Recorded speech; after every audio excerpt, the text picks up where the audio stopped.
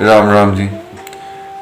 दूसरी पंक्ति पे चर्चा करेंगे आज। दूसरी पौड़े की हुक्मी होवन जी हुक्म मिले वड्याई। तो जपजी साहब में गुरु नानक कहते हैं कि हुक्मी होवन जी, उस परमात्मा के हुक्म से ही जीव जंतु हुए हैं। हुक्म मिले वड्याई, और उस परमात्मा के हुक्म से ही उन जीव जंतुओं को वड्याई मिलती है।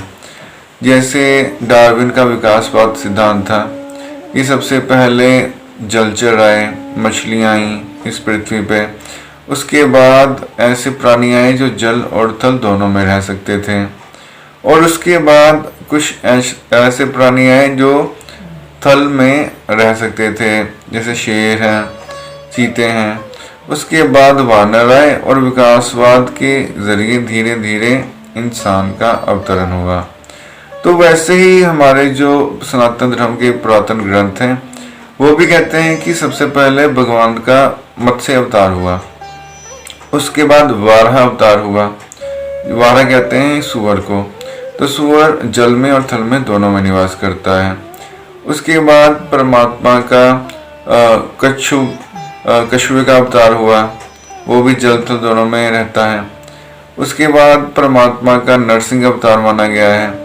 नरसिंह अवतार भी आधा नर और आधा सिंह माना गया है। उसके बाद वामन अवतार, और उसके बाद राम अवतार, कृष्ण अवतार माने गए हैं। तो ये सब अवतारों का वर्णन और डार्विन विकासवाद एक दूसरे से काफी हद तक जुड़े हुए हैं। तो पुरातन समय में जैसे बालकों को समझाने के लिए कहानियां रची जाती हैं, वैसे जो ऋषि मुनि थे उन्होंने साधारण भाषा में, साधारण जो थी शब्दावली, कहानियों के जरिए अनंत ज्ञान आम लोगों को दिया है। तो वैसे तो जो श्रद्धावान हैं उनकी श्रद्धा के अनुरूप विष्णु जी भी साक्षात विद्यमान हैं, उनके अवतार भी हैं। लेकिन इसी को साइंस से भी जोड़ा जा सकता है, और बहुत अच्छे ढंग से ये जुड़ भी जाता है। और साइंस जैसे जैसे तरक्की करता है वैसे वैसे वो धर्म के नज़दीक आता है, क्योंकि साइंस हर एक सवाल का जवाब नहीं दे सकती। तो जहाँ साइंस चुप होती है वहाँ धार्मिक व्यक्ति बोल उठता है कि इसमें परमात्मा की शक्ति कार्य कर रही है। जैसे कि ये सारा ब्रह्मांड कैसे निर्मित हुआ, बिग बैंग थ्योरी साइंस लेके आती है।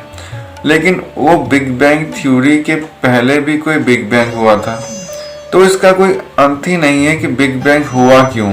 इसका कोई है ही नहीं इनके पास जवाब कि बिग बैंग का मुख्य कारण क्या था। ये सही वैज्ञानिक अभी भी नहीं बता पाए हैं। तो जो सनातन धर्म को मानते हैं या जो साधु संत हैं वो यही कहते हैं कि ये जो ब्रह्मांड है परमात्मा की लीला मात्र है। तो परमात्मा ने खुद ही अपने से सारा ब्रह्मांड रचा है, सिर्फ एक खेल मात्र है उसके लिए। एक को ब्रह्म द्वितीय नास्ति, एक परमात्मा ही है, दूसरा कोई नहीं है। ये वेद काफी समय से कह रहे हैं। तो ये वैज्ञानिकों को आज नहीं तो कल मानना ही पड़ेगा। और दूसरा एक अर्थ ये भी है कि जब ये शरीर होता है माता के गर्भ में तो बहुत छोटा सूक्ष्म रूप में होता है। माँ की रक्त, पिता बंधारा दोनों के मेल से शरीर बनता है। तो परमात्मा की रजा होती है तो ही छोटे से मांस के टुकड़े को इतना बहुत बड़ा शरीर बनने का अवसर मिलता है।